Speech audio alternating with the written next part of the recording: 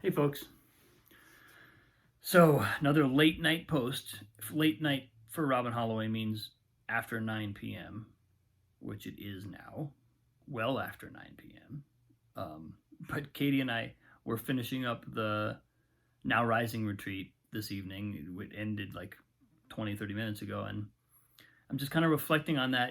One of the things that happens when I do this spiritual work every time, basically the crux, the core of spiritual work is like seeing our conditioning, seeing what patterns are driving us, just having enough time and space to sort of sit and be quiet and reflect and see what's trying to drive us instead of just letting it drive us. And what came up today for me is it's kind of like, I think it's partly because I'm also launching this piano course, which is a week away, and which I have a fantastic group of students signed up for, and I have a couple more spots. I'm looking for a few more people, but I've already got a group that's like it's total home run. I'm going to get such a great, I think I'm going to build an amazing course around this group, and I think I'm going to get great reflection from them.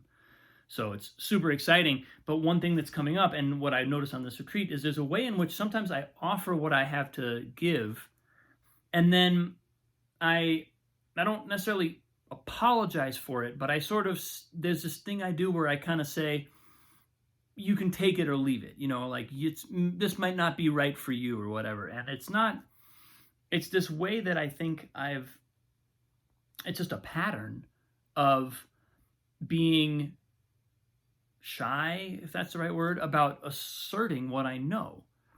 Some of this work is stuff that I've been doing for years. It comes through me like in these flashes of like powerful insight, and I share them, and then it's almost like I want to say, but I'm not claiming to be an authority here, or something like that. And I'm kind of like, well, why not? Why am I not claiming to be an authority? This is literally my life's work that I'm talking about. It doesn't mean that claiming my authority doesn't mean that I don't intend to listen to feedback, or that I am not open to anyone else's perspective. It just means I actually respect my own insights, and I respect my own perspective and what I have to give enough to say, this is what I have to give, and give it without needing to say, well, you can take it or leave it if you don't like it. There's this, it's a weird kind of inward posture of making myself small. And I think that's one of the things that I just noticed on the retreat today. And what it also does is it sort of slows me down in terms of like creating this curriculum, creating the content for this course, creating the documents that are like going to form sort of my initial kind of mission statement, core impulse, how I'm articulating that to the students, and where we're like the course that I'm charting as we start. It slows me down in that work, because I kind of like have this weird inward hedging against declaring that what I know is true. I want to make sure that people don't think I'm trying to claim something, and it's totally a pattern. And I think what was coming through for me on this retreat is I just don't need to do that. That's not necessary, and it's not a sign of actual humility. It's actually just a sign of kind of a chicken peacock thing, where like I hedge against it being against sounding like I am claiming my authority. I hedge against that, and then I also inwardly feel, I'm not saying this has happened, but I would feel sort of like, if someone didn't believe me, if someone challenged it, I'd be like, well, what do you, I don't know. I'd have this like, I would want to defend it at the same time. So that's how I can tell that it's a pattern, and it's not actually true. It's not something that, it's not genuine humility.